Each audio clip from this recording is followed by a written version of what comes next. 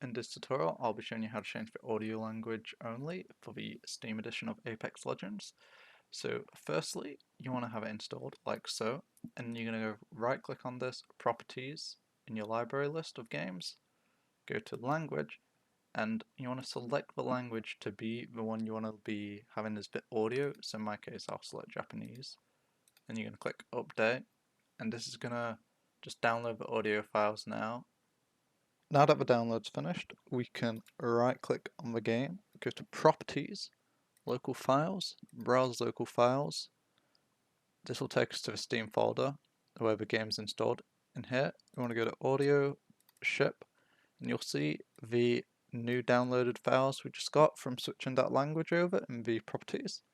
Now, when we change it back on the Steam version, it's going to remove these extra files. So what we're going to want to do is copy them and paste them elsewhere outside of the Apex Legends installation folder, just so that when we switch back in here to the UI language we want, which will be English, it's not going to go and remove the files we've just downloaded. So when this is done, shouldn't take too long. The audio file download as well is 3.6 gigabytes about, so keep that in mind when downloading the audio language. It might take a while. In my case, it took a couple moments. Now that that's moved, we're going to go back into the language area of the properties and change that back to English. And then just click Update. I already did that. Just was verifying everything's fine. As you see, it's now removed those language files that we downloaded. So we're going to move them back in.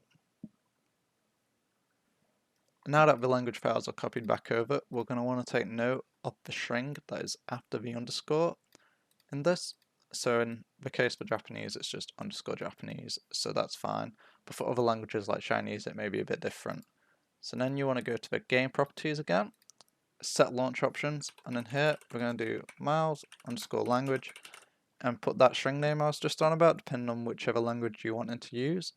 And if you press OK, when you launch the game, it'll then use the UI language as what's ever set up in here, and the audio language as the one you downloaded and moved back in and are defining in this console command.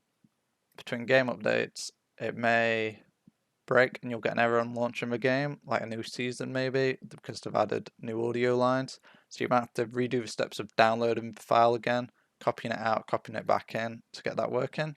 And if you want to go back to the default, you want to change that command back to whatever your default language is, so like English.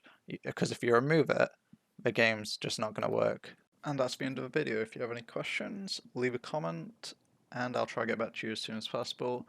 Thanks for watching, and I hope this helped you out.